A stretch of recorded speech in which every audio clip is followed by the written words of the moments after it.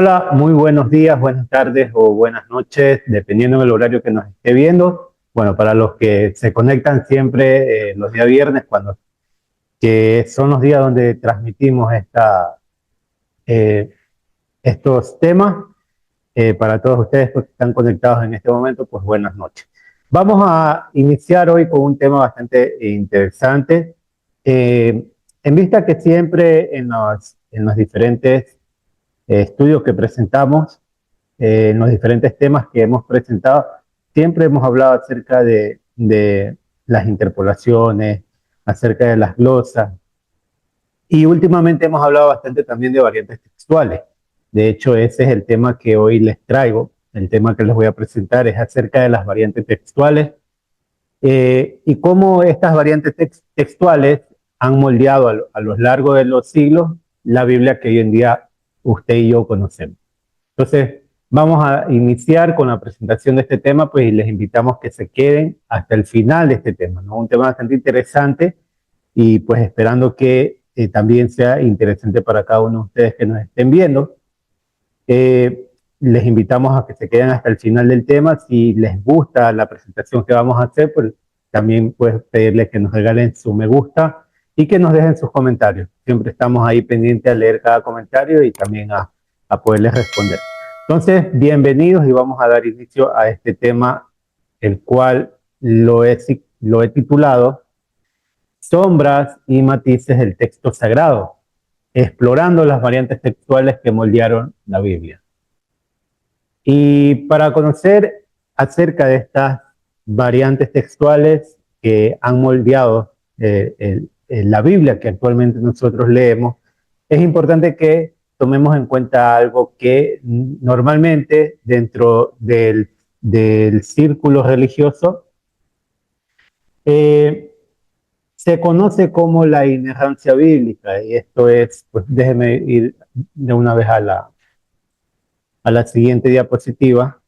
La inerrancia bíblica es la doctrina cristiana que sostiene que la Biblia, por ser inspirada por Dios, es totalmente veraz y libre de errores en todo lo que afirma, incluyendo temas de fe, moral, historia y ciencia, especialmente en sus manuscritos originales. Y esto pues creo que muchos de los que les gusta o les apasiona este tema de la Biblia, o los diferentes temas que nos presenta la Biblia, eh, muchos vienen con este tipo de ideas, ¿no? De que la Biblia es un libro que nos cuenta una historia y que tal como está escrito, así es, desconociendo muchas veces que existen miles de Biblias, miles de traducciones bíblicas, y pues cada una de ellas también nos presenta diferentes variantes.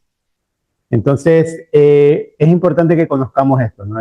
Esto de que les hablo en este momento de la inerrancia bíblica, ¿no? Porque si nosotros entendemos por qué hoy en día muchos, sobre todo en el cristianismo, se cree que la Biblia no tiene errores, es por este tipo de doctrinas, ¿no? Sobre la inerrancia bíblica, porque se cree incluso, pues muchas personas llegan a creer que la Biblia cayó del cielo, cuando eh, todas las personas que de alguna manera leen y les gusta investigar, saben que la Biblia tuvo un proceso bastante amplio que ha durado muchos siglos, y digo que ha durado muchos siglos porque aún en la actualidad existen miles de manuscritos, miles de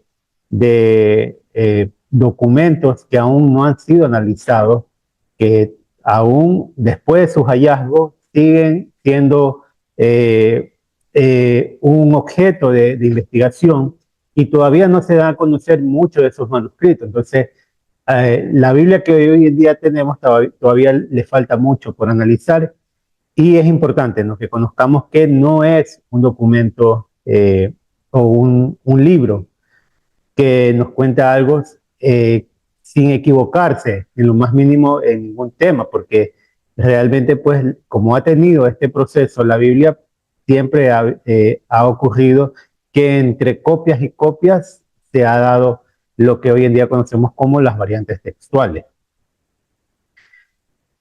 En los siglos XIX y XX surgió en el protestantismo, especialmente entre los fundamentalistas. Uno de los principales defensores fue Charles Scotti. Estamos hablando sobre la inerrancia bíblica, ¿no? Este fue un teólogo presbiteriano del siglo XIX, quien argumentó que la Biblia es la palabra inspirada de Dios, por lo tanto debe ser completa y absolutamente veraz. Por otro lado, apareció un oponente famoso llamado Benjamin Warfield, también teólogo presbiteriano. Este, en cambio, matizó la doctrina. Sostenía que la inerrancia se aplica solo a los temas relacionados con la salvación, no necesariamente a detalles históricos o científicos. Y aquí ya surge, digamos, dos tipos de inerrancia. Quien decía que la inerrancia bíblica es en su totalidad, toda la Biblia, no hay equivocación en toda la Biblia, y en cambio aquí este otro personaje llamado Benjamin Warfield, quien por primera vez, digamos de forma contraria, sostenía que en lo que tiene que ver con la fe, sí se podía aplicar la inerrancia bíblica, pero con los temas de historia o científicos no se podía aplicar. En el siglo XX, Harold Lindsey defendió la inerrancia plena en su libro The Battler for the Bible. Fue criticado por eruditos por Gerhard Meyer, quien argumentó que la doctrina no tiene bases bíblicas suficientes. Hoy en día los debates continúan entre conservadores que defienden la inerrancia y académicos seculares o progresistas que señalan inconsistencias e imprecisiones en la Biblia. Pero en general la doctrina tiene menos apoyo estricto que en el pasado. Entonces, entendiendo de alguna manera lo que se entiende como inerrancia bíblica, pues podemos llegar a entender cuál es el pensamiento que actualmente existe dentro del mundo cristiano, ¿no? De creer que la Biblia no tiene ningún tipo de equivocación, cuando sabemos que no es así. Vamos a ver lo que algunos padres de la iglesia también nos presentan acerca de este tema, ¿no? Justino Mártir, los padres de la iglesia, estamos hablando ya del siglo II en adelante, también tenían cierta, digamos, inclinación a creer que la Biblia no se podría equivocar, pero también había quienes presentaban que en la Biblia había ciertos errores también. Entonces, vamos a leer a Justino Mártir, quien nos dice: nunca me atreveré ni a pensar ni a decir que las escrituras se contradicen entre sí, estando persuadido de que ninguna escritura puede ser contraria a otra. Confesaré más bien que yo no entiendo lo que se dice. Entonces, aquí Justino Mártir nos deja saber que jamás va a pensar mal sobre las escrituras, si se contradicen o no. Él está de acuerdo que en este caso con la inerrancia bíblica, ya. Ireneo de Lyon: pero si podemos encontrar las soluciones en todo lo que se busca en las Sagradas Escrituras, no busquemos, sin embargo, otro Dios fuera del único que es y tenemos, pues este es una impiedad máxima. San Agustín de Hipona dice: en solo estos libros de las Escrituras que ya se llaman canónicos, aprendí a tributarle un temor y un honor tal que creo firmísimamente que ningún autor de ellos se equivocó al escribir.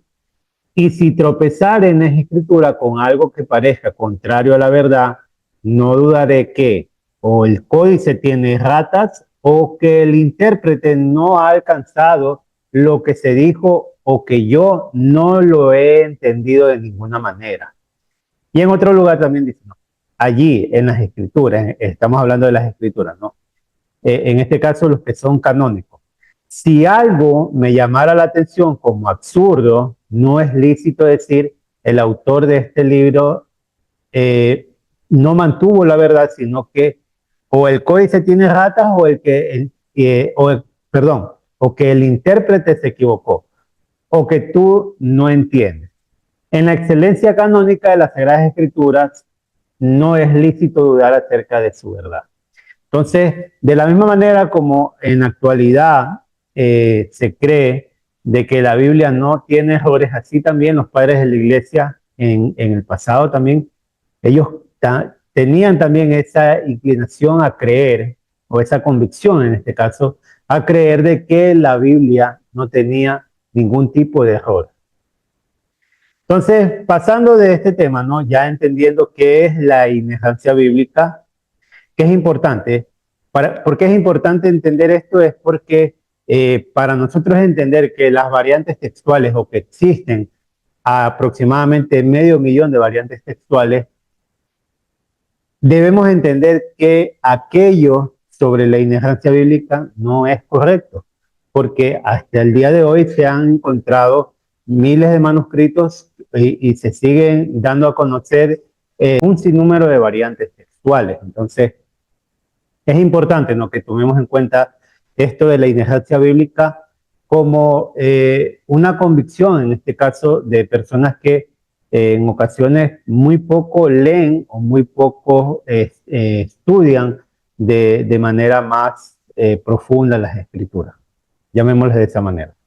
Entonces vamos a continuar con este tema, ¿ya? Vamos a saber qué son las variantes textuales. Las variantes textuales se presentan cuando una copia hace alteraciones deliberadas o inadvertidas a un texto que reproduce. En este caso, estamos hablando de la Biblia.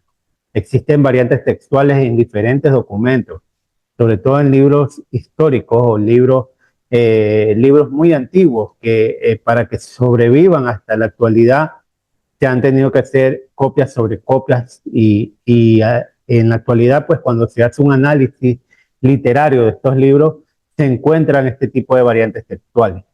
Entonces estamos hablando en este caso de las variantes textuales de la Biblia, ¿no? Algunas alteraciones comunes incluyen la eliminación, reorganización, la repetición o la sustitución de una o más palabras cuando el ojo del copista regresa a una palabra similar en la ubicación incorrecta del texto original. A esto se le conoce como parablexis, ¿no? Si sus ojos omiten una palabra, si sus ojos omiten a una palabra anterior, pueden crear una repetición. También se le puede llamar un error ditográfico o de ditografía. Si sus ojos omiten unas palabras posterior, pueden crear una omisión o pueden recurrir a la realización de una ligera reordenación de las palabras para retener el significado general sin comprometer el texto. En otros casos, el copista puede añadir el texto de memoria de un texto similar o paralelo en otra ubicación, y eso en varias ocasiones pues yo las he presentado. Por ejemplo, cuando hemos hablado sobre 1 Corintios 14. En este caso, el verso 34 y 35, cuando habla de que la mujer cae en la congregación, hemos visto que en algunos manuscritos se encuentra ordenadamente los versos, mientras que en otros manuscritos vemos que los dos versos, el 34 y el 35, no siguen el mismo orden, sino que los ponen al final.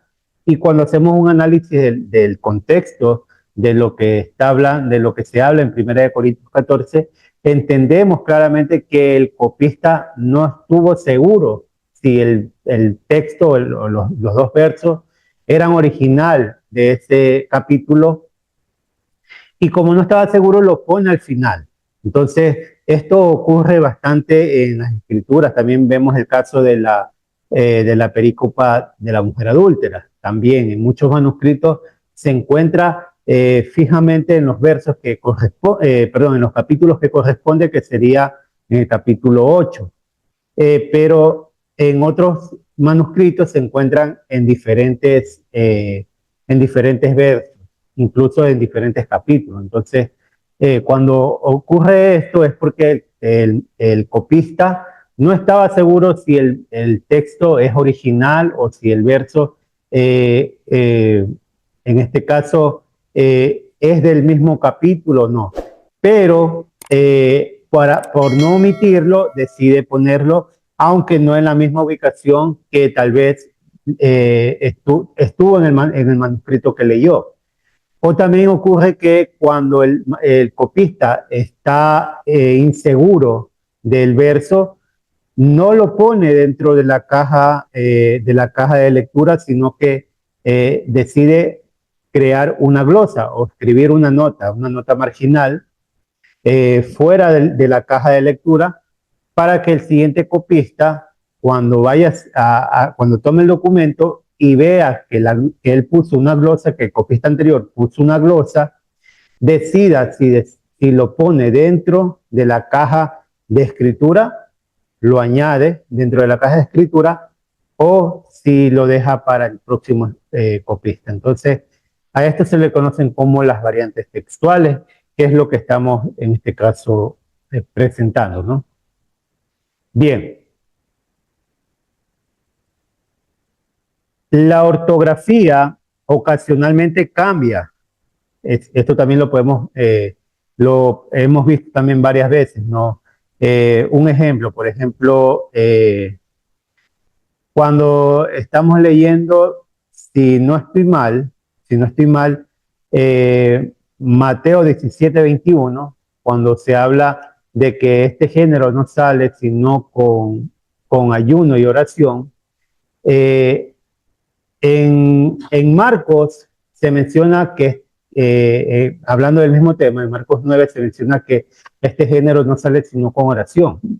Pero Mateo dice ayuno y oración. Y cuando nosotros vamos a los manuscritos, sobre todo el Códice Sinaítico, nosotros vemos que en ese verso existe un tipo de letra distinta a la que en este caso ha sido escrito el documento de Mateo, y lo que se añade es kainesteia, que significa y ayuno. Entonces, esto es muy común también encontrarnos en los manuscritos, y a esto se lo conoce como una variante textual también, porque vamos a ver que otros manuscritos no contienen esta oración, pero otros manuscritos sí. Entonces, esto es lo que se menciona, ¿no? Que en ocasiones el copista añade una palabra, o un copista posterior añade una palabra en este caso a un verso, y es fácil distinguir al momento de analizar el manuscrito, porque uno va a ver que esa añadidura que se le ha hecho está escrito con una letra distinta a la que ha sido escrito el manuscrito, ¿no? Bien, los sinónimos pueden estar sustituidos. Un pronombre se puede cambiar de un nombre propio. Por ejemplo, él dijo, puede venir de Jesús dijo. Entonces, son a veces palabras muy mínimas, ¿no? Como esto, ¿no? Él dijo, o otro manuscrito que pueda decir Jesús dijo. Pero a esto es lo que se conoce como variantes textuales, ¿no? Diferencia entre un manuscrito y otro. Vamos a leer qué dice Orígenes acerca de esto, ¿no? Acerca de las variantes textuales, o por lo menos algo que Orígenes en sus obras nos da a conocer, creando varias variantes textuales también, o creando una de las variantes textuales existentes entre los manuscritos también, ¿no? Por ejemplo, dice, Orígenes, escribiendo en el siglo III, fue uno de los primeros que hizo comentarios acerca de las diferencias entre manuscritos de los textos que se recogieron finalmente como el Nuevo Testamento. Declaró sus preferencias entre las variantes de lectura. Por ejemplo, en Mateo 27, del 16 al 17, estaba a favor de Barrabás, en contra de Jesús Barrabás. O sea, para Orígenes, el personaje debía llamarse Barrabás y no Jesús Barrabás. Entonces, aquí él crea, digamos, una variante textual. En Juan 1:28 prefirió Betábara sobre Betania, como la ubicación donde Juan bautizaba. Y en este caso, Gergesa fue preferido sobre Gerasa o Gadara. Esto en este caso sobre Juan también, ¿no? Perdón, en este caso Mateo 8:28. Entonces, estas variantes textuales, como las que nos dio en este caso Orígenes, sobre los diferentes palabras, ¿no? Palabras que pueden ser muy mínimas, pero crean un sinnúmero de variantes textuales al momento de analizar las escrituras, ¿no? Por ejemplo, en Hebreos 2:9, Orígenes informó de dos lecturas diferentes. Una que dice separado de Dios y otra que dice por la gracia de Dios.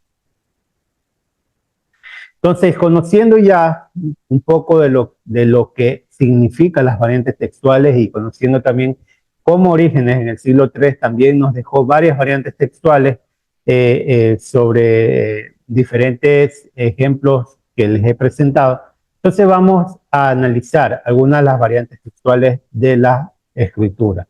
Y no estamos hablando solamente de variantes textuales del Nuevo Testamento, sino también vamos a ver algunas variantes textuales del Antiguo Testamento. Según el texto masorético hebreo, que cuando usted hace un análisis, usted va a encontrar que se pone TM. TM significa texto masorético, ¿no? Cuando vamos al texto masorético de Jueces 1:18, dice lo siguiente: y Judá tomó a Gaza y su territorio, y a Ascalón y su territorio, y a Ecrón y su territorio. Sin embargo, la Septuaginta griega, estamos hablando de la Septuaginta, un documento que se escribe 3 siglos antes de la era común. La Septuaginta nos dice en Jueces 1:18, y Judá no heredó Gaza ni sus límites, ni Ascalón ni sus límites, ni Ecrón ni sus límites, ni Azoto ni sus alrededores. Entonces estamos viendo una variante textual, digamos, bastante grande en este caso, porque mientras el texto masorético me está diciendo que Judá, en este caso la tribu de Judá, tomó Gaza en su territorio, Ascalón, Ecrón, por otro lado vemos que la Septuaginta me dice todo lo contrario. La Septuaginta me está diciendo que no heredó Judá Gaza ni los límites, ni sus límites, ni Ascalón, ni Ecrón, ni Azoto. Entonces, variantes textuales como esta, pues también vamos a encontrar en el Antiguo Testamento. Aquí yo les traigo unos comentarios bíblicos también acerca de este verso de Jueces 1. Dice, tomó Gaza, Ascalón, Ecrón, dice, 3 de los 5 señoríos filisteos a los que la Septuaginta, LXX significa, es el lagos, ¿cómo se identifica la Septuaginta? No.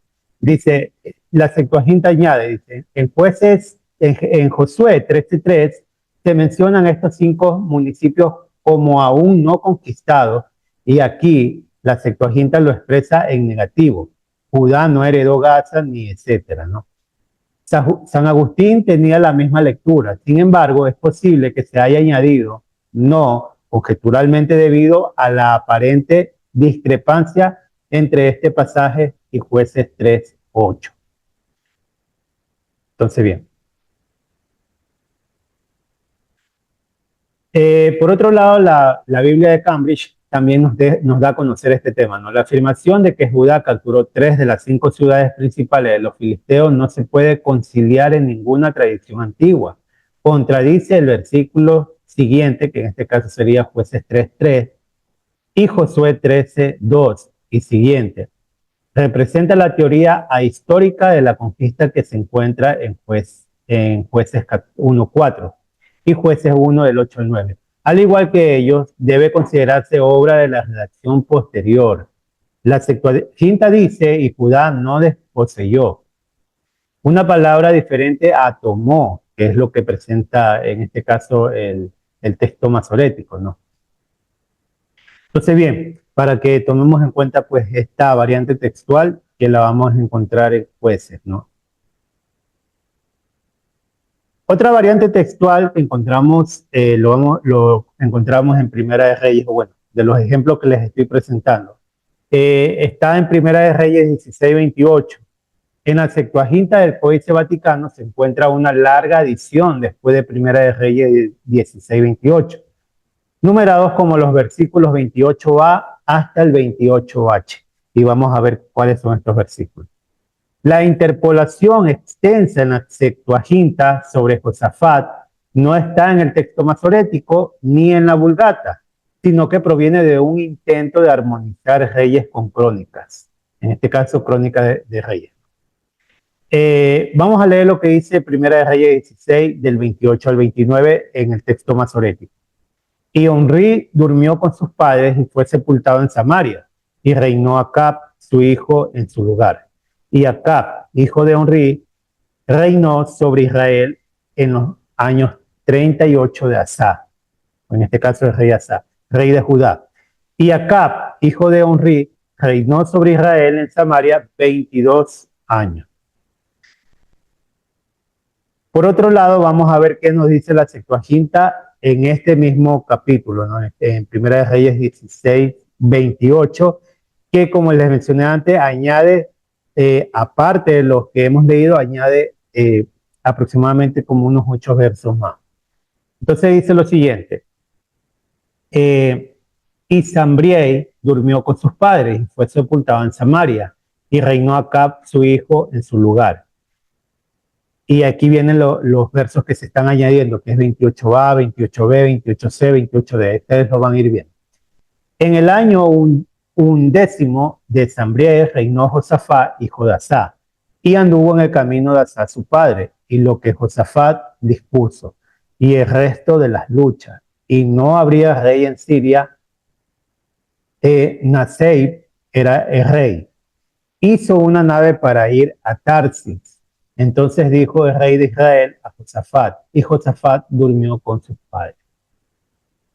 Esto es lo que está añadido en este caso en la Septuaginta, que lo vamos a encontrar en el Códice Sinaítico, ¿no?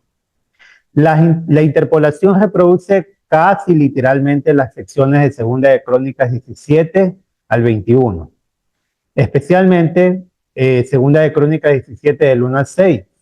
La entronación de Josafat, hijo de Asa, su edad al comenzar a reinar, la duración de su reinado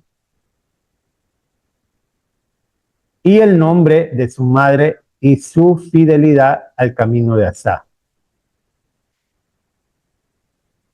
Segunda de Crónicas 20, 35 al 37, la construcción de naves para ir a Tarsis, Sofir y su destrucción en Esión Geber.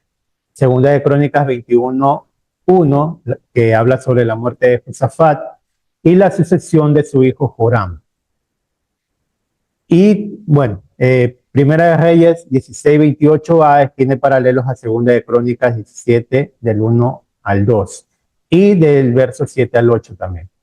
Y en este caso, Primera de Reyes 16, 28b es paralelo a Segunda de Crónicas 17 del 3 al 6.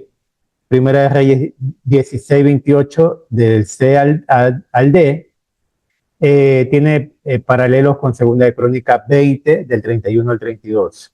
Y Primera de Reyes 16, 28 del E a G es paralelo a Segunda de Crónicas 20 del 35 al 37. Y Primera de Reyes 16, 28H es paralelo a Segunda de Crónicas 21, 1. Entonces, ahí estamos viendo ya esos dos ejemplos de del Antiguo Testamento, en este caso sobre las variantes textuales. Entonces estamos viendo estas variantes textuales que no son únicamente del Nuevo Testamento, como también algunas personas pueden llegar a creer, ¿no? Porque como siempre se presentan estos estudios y siempre, por lo menos yo estoy hablando más sobre el Nuevo Testamento, las personas llegan en algún momento a creer que el Antiguo Testamento no hay, en este caso, variantes textuales como las que estamos presentando, y ya les estamos dando dos ejemplos, ¿no? Dos ejemplos de muchos ejemplos que existen también en el Antiguo Testamento sobre las variantes textuales. Ahora vamos a ir a conocer algunas variantes textuales también del Nuevo Testamento. Por ejemplo, vamos a hablar de Mateo 6, 13, cuando dice: y no nos metas en tentación, mas líbranos del mal, porque tuyo es el reino y el poder y la gloria por todos los siglos. Amén. Vamos a ver algunas variantes textuales que existen acerca de este verso.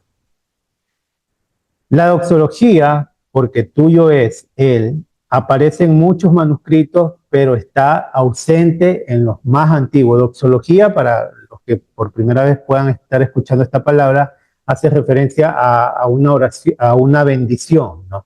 Bendición que en este caso se hace al Creador. Entonces dice, la doxología, porque tuya es él, aparece en muchos manuscritos, pero está ausente en los más antiguos también. Por ejemplo, ahí yo les traigo un cuadro. Ahí ustedes pueden ver las diferentes variantes que existen y los diferentes testigos de manuscritos que respaldan cada una de las variantes y también la datación de los manuscritos que respaldan las variantes que les estoy presentando. Por ejemplo, dice, porque tuyo es el reino, el poder y la gloria por los siglos. Amén.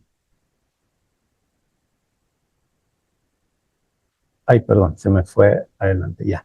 Otra variante es, porque tuyo es el reino, el poder y la gloria del Padre, del Hijo y del Espíritu Santo por los siglos. Amén. Ahí estamos viendo dos tipos de variantes textuales, ¿no? Porque tuyo es el reino del Padre, del Hijo y del Espíritu Santo por los siglos. Amén. Porque tuyo es el poder por los siglos de los siglos. Porque tuyos son el poder y la gloria por los siglos. Amén. Porque tuyos son el reino y la gloria por los siglos. Amén. Entonces, ustedes están viendo en este momento 6 variantes textuales que les estoy presentando sobre este verso de Mateo 6, ¿no? Porque tuyos son el reino y el poder por los siglos. Amén. Y en este caso, una séptima variante y una octava variante que en este caso lo omiten esta doxología. Y entre esos manuscritos que respaldan esta omisión también encontramos, por ejemplo, al Códice Vaticano, perdón, al Códice Sinaítico del Vaticano, el Códice Beza. Omiten, y no solamente ellos, sino también algunos testigos patrísticos, ¿no? Como Tertuliano, Orígenes, Cipriano, Jerónimo, Agustín, también omiten la doxología que estamos leyendo en Mateo 6. Entonces, ahí es para que ustedes vean las diferentes variantes textuales que nosotros podemos encontrar, incluso de un solo verso, entre un manuscrito y otro, ¿no? Por ejemplo, dice que esta doxología tiene cierta referencia a lo que leemos en Primera de Crónicas 29, ¿no? Que muy probablemente, si fue añadido por algún copista en algún momento, pues pudo haber sido tomada de este capítulo de la Biblia, ¿no? Primera de Crónicas 29, del 11 al 13, cuando David está orando y dice, tuyo es, oh Señor, la grandeza, el poder, la gloria, la victoria y la majestad. Tuyo es el rey. La tradición cristiana primitiva adaptó esta oración para cerrar la plegaria, en este caso del Mesías, de Yeshua. Primero en la liturgia, en este caso en la Didache, y luego en los manuscritos bizantinos de Mateo. Las formas trinitarias son expansiones doctrinales posteriores, porque si ustedes le prestan atención al cuadro que les estaba presentando en las diferentes variantes, si usted desea, pues puede retroceder el video, hacerle una pausa y incluso, si usted desea, pues puede hacer una captura de la presentación. Y ahí usted va a ver que las variantes que contienen del Padre, del Hijo y del Espíritu Santo son expansiones que vamos a encontrar en manuscritos del siglo IX al siglo XIII. Entonces son, digamos que variantes que nacen en ese tiempo. Estamos hablando de ya bastante tardías, ¿no? Variantes textuales bastante tardías y que de alguna manera, de alguna forma, pues es para añadir un mensaje más doctrinal, en este caso de las iglesias que creían en la Santísima Trinidad. Lucas 11:4 tampoco contiene la doxología. En Lucas 11:4 es también el pasaje donde vamos a encontrar que Yeshua o el Mesías Jesús está hablando de este mismo texto, ¿no?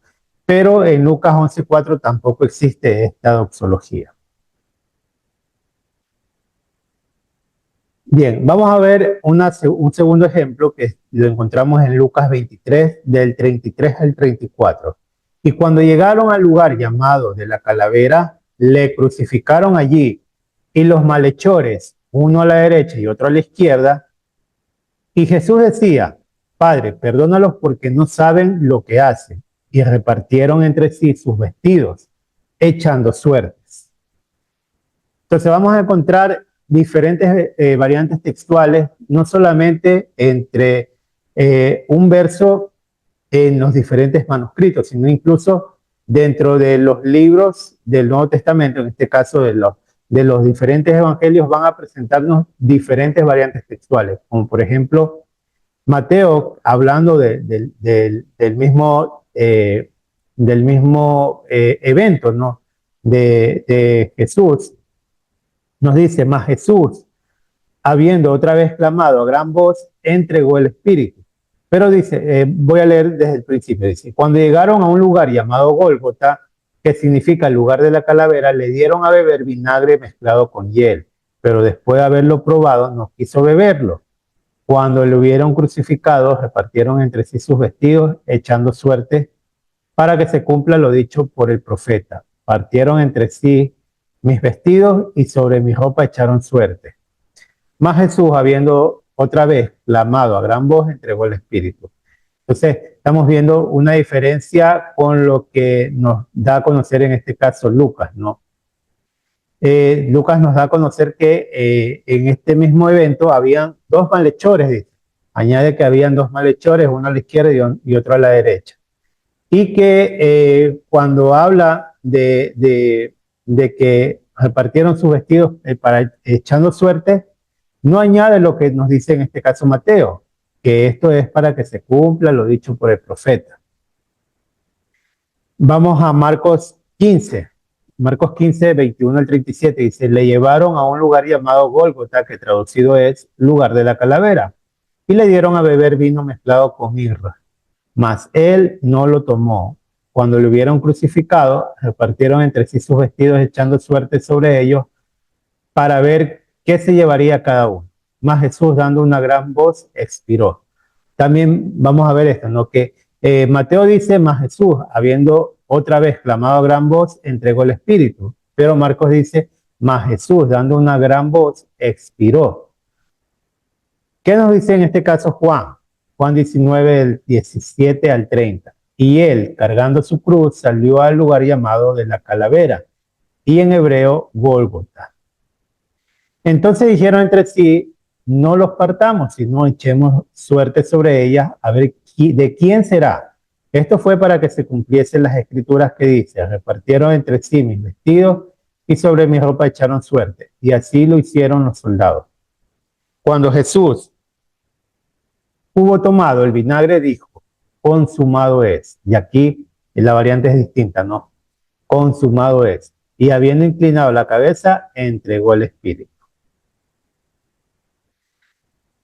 Bien, ahora vamos a ver este mismo tema, ¿no? Dice: cuando llegaron en este caso de Lucas 23, del 33 al 34, dice: el análisis de la evidencia muestra que la lectura corta, es decir, la omisión, tiene de hecho una amplia base de evidencia diversas a su favor. El texto está ausente en los manuscritos P75, el Códice Vaticano y la versión saídica, así como algunos de los últimos testigos alejandrinos o egipcios, como la versión boaírica y los minúsculos, o en este caso el manuscrito minúsculo 579.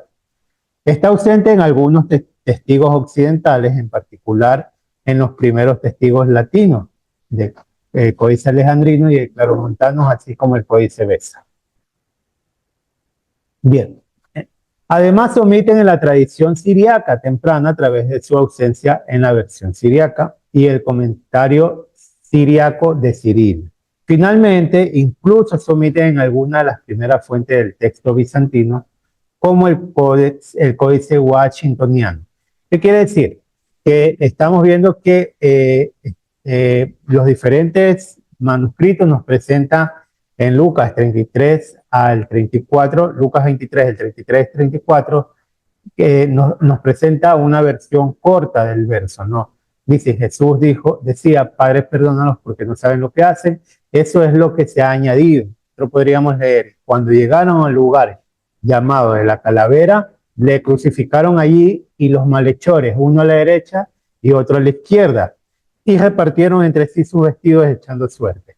Entonces vemos que en este caso Lucas añade a esta lectura y Jesús decía, Padres, perdónalos porque no saben lo que hacen.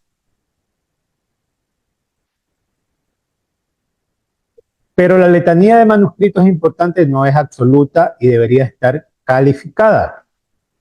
Debe observarse que aunque la lectura corta se certifica a partir del segundo siglo, la lectura más larga de escritores de la iglesia primitiva como Ireneo, Hegesipo y Diatesarón también se encuentra en el segundo siglo.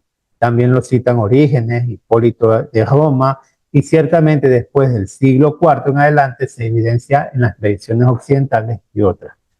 Algunos académicos creen que la iglesia primitiva creó Lucas 23, 34a, en este caso el texto de y Jesús decía, Padre, perdónalos porque no saben lo que hacen. ¿Hasta dónde me quedé? Perdón. Dice, algunos académicos creen que la iglesia primitiva creó Lucas 23, en este caso 34a, el verso 34a, para que Esteban no pareciera más altruista que Jesús en el relato del martirio de Esteban, que lo leemos en Hechos 7, ¿no? Con la frase, porque no saben lo que hacen. Si bien la declaración de Esteban y la de Lucas son conceptualmente similares, difieren en cuanto al vocabulario.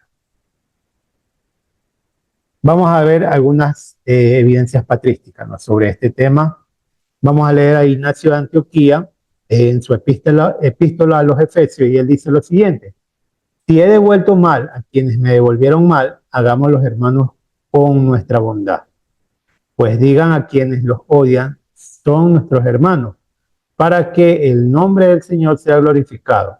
E imitemos al Señor, quien, cuando fue injuriado, no injurió de vuelta. Cuando fue crucificado, no respondió. Cuando sufrió, no amenazó, sino que oró por sus enemigos. Y aquí escribe en este caso Ignacio de Antioquía: Padres, perdónalos porque no saben lo que hacen. Estamos hablando de Ignacio de Antioquía, ¿no?, del siglo II. Y en este caso, ¿qué nos dice también Ireneo de Lyon? Dice, porque cuando se les indague sobre su sangre y alcancen la gloria, todos serán confundidos por Cristo, quien ha manchado su martirio. Y de este hecho, que exclamó en la cruz, Padre, perdónalos porque no saben lo que hacen, se manifiesta en la longanimidad, la paciencia, la compasión y la bondad de Cristo. Entonces, bueno, ahí tenemos las variantes textuales de quienes, el sinnúmero de manuscritos que apoyan la omisión de la oración de Padre, perdónalos porque no saben lo que hacen, pero también tenemos por otro lado pues algunos manuscritos y algunos testigos patrísticos, en este caso lo que hemos leído de Ireneo de Lyon y de Ignacio de Antioquía, que nos van a conocer que en el siglo II sí se conocía acerca de este verso, lo que a nosotros nos da, digamos, la posibilidad de que hagamos nuestro propio análisis y decidamos si el texto estaría completo con esta oración o no. Ya eso queda, digamos, a consideración de las personas cuando hagan el análisis, en este caso a Lucas. Entonces, aquí hemos llegado al final de este tema. Espero que haya sido interesante para cada uno de ustedes que nos están viendo y espero también poder traerles en una próxima ocasión un tema muy llamativo, ¿no?, también como este. Entonces, les agradezco por haberse unido a esta transmisión, por haberse unido a este video, y espero poderlos ver pronto en otra ocasión. Muchas gracias.